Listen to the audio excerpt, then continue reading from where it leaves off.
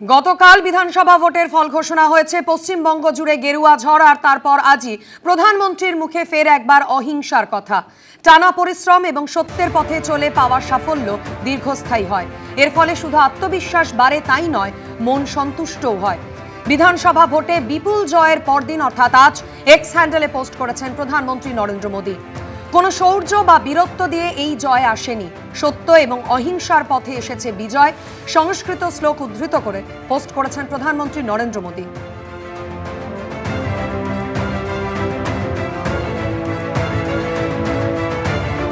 গতকালই বিধানসভা ভোটের ফল ঘোষণা হয়েছে। বিপুল জয় পেয়েছে বিজেপি, আর তারপর আজ প্রধানমন্ত্রী নরেন্দ্র মোদী তিনি এক্স হ্যান্ডেল পোস্টে ফের একবার অহিংসার কথা বলেছেন।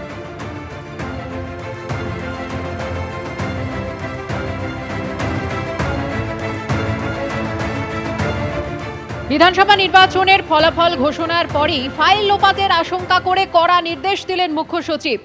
অফিস থেকে যেন কেউ কোনো ফাইল চুরি করতে না পারে, অফিস থেকে যেন কোনো ফাইল নিয়ে কেউ পোড়াতে না পারে, যেন কেউ সরকারি ফাইলের কপি করতে না পারে। সমস্ত সরকারি অফিস নিয়ে কড়া নির্দেশ দিয়েছেন মুখ্য সচিব।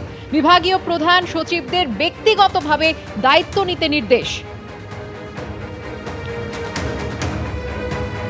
ফাইল লোপাটের আশঙ্কা, কড়া নির্দেশ দিয়েছেন মুখ্য সচিব। অফিস থেকে যেন কেউ ফাইল চুরি না করতে পারেন তা নিয়ে কড়া নির্দেশ দেওয়া হয়েছে।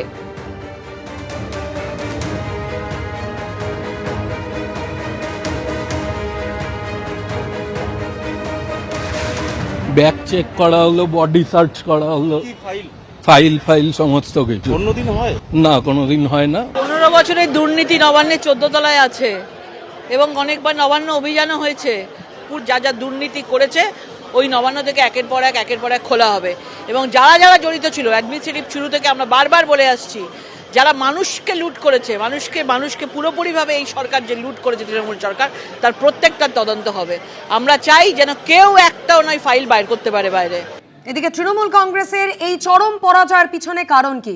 আইপ্যাকের উপর অতিরিক্ত নির্ভরশীলতায় কি এই ফলের জন্ম দিল? কিছু নেতানেত্রী জনসংযোগে জোর না দিয়ে ক্ষমতার বৃত্তে থাকার চেষ্টা করতে গিয়ে জনবিচ্ছিন্ন হয়ে পড়েন। ঘণ্টাখানেক সঙ্গে সমান অনুষ্ঠানে এসে প্রতিক্রিয়া তৃণমূল কংগ্রেসের প্রতিনিধি প্রদীপ্ত মুখোপাধ্যায়ের।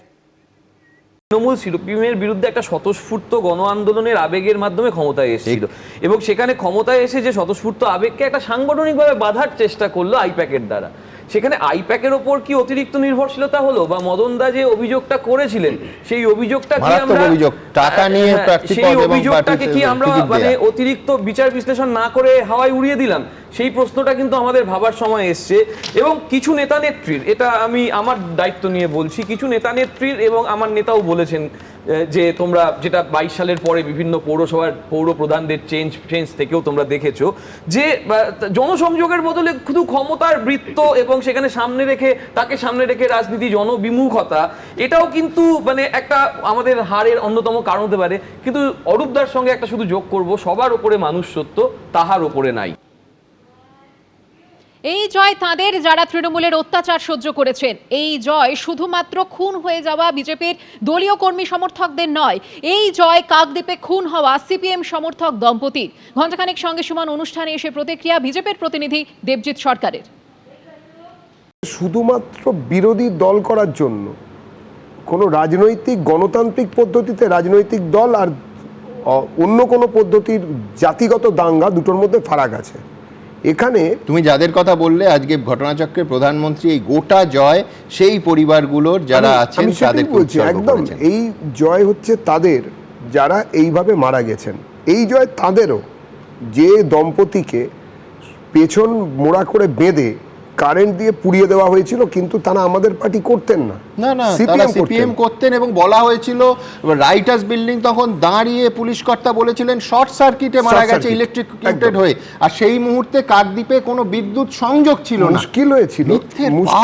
মুশকিলটা যেটা পুড়িয়ে মারা হয়েছিল। প্রত্যেকবার মানুষ মমতা বন্দ্যোপাধ্যায়ের এই যে টায়ারানি, এর বিরোধিতা করতে চেয়েছিলেন, এই দ্বৈত শাসনের বিরোধিতা করতে যখনই গেছে, তাদের রাজনৈতিক দলগুলো বিশ্বাসযোগ্যতা হারিয়েছে। আমাদের নামে সেটিং থিওরি নিয়ে অনেক কথা হয়েছে সুমনদা। বিশ্বাসযোগ্য বিকল্প হিসেবে একমাত্র মানুষ আমাদেরকেই পেয়েছে। এটা তো ঘটনা, এত কিছুর পরেও, এত অপপ্রচারের পরেও। এবং বহু ক্ষেত্রে এরকম হয়েছে যে মানুষকে মানুষ জ্ঞান এরা করে। পশ্চিমবঙ্গ জুড়ে গেরুয়া ঝড়, খড়কুটোর মতো উড়ে গেল তৃণমূল কংগ্রেস। 15 বছর পর ফের একবার পালা বদল। 2/3 বেশি সংখ্যাগরিষ্ঠতা নিয়ে সরকারে বিজেপি।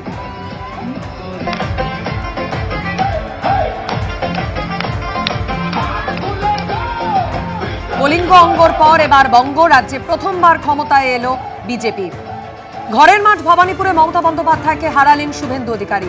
ভবানীপুরের সঙ্গে সঙ্গে নন্দীগ্রামেও জিতলেন তিনি। মোট 19 জন মন্ত্রী ভোটের ময়দানে ধরাশায়ী হলেন গতকাল। শূন্যের গেরো কাটিয়ে বিধানসভায় খাতা খুলল সিপিএম এবং কংগ্রেস। ভয় নয় ভবিষ্যৎ, বদলা নয় বদলের বার্তা দিলেন প্রধানমন্ত্রী নরেন্দ্র মোদী।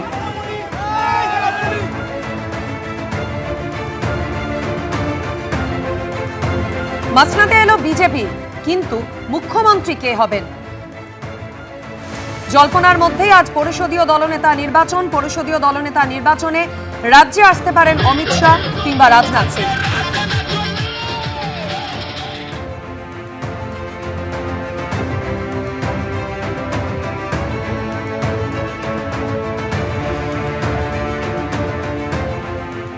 मैं आज हर बंगालवासी को भरोसा देता हूं,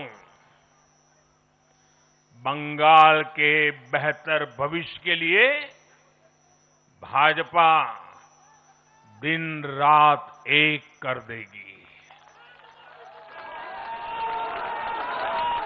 बंगाल में अब महिलाओं को सुरक्षा का माहौल मिलेगा, युवाओं को रोजगार मिलेगा। पहली कैबिनेट में ही आयुष्मान भारत योजना को हरी झंडी दिखाई जाएगी और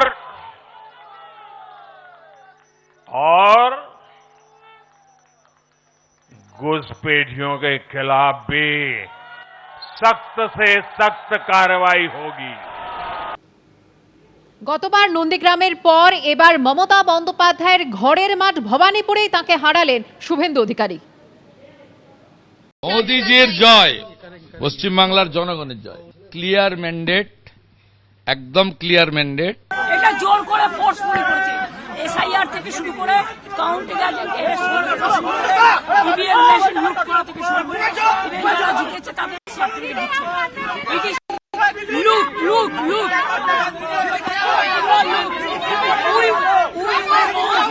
এবিপি আনন্দ, এগিয়ে থাকে, এগিয়ে রাখে।